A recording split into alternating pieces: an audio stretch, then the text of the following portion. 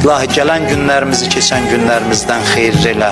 İlahi, günahkar gözlərimizi qiyamətin günündə cəhənnəm odunda yandırma. İlahi, günahkar bədənlərimizi cəhənnəm odunda yandırma.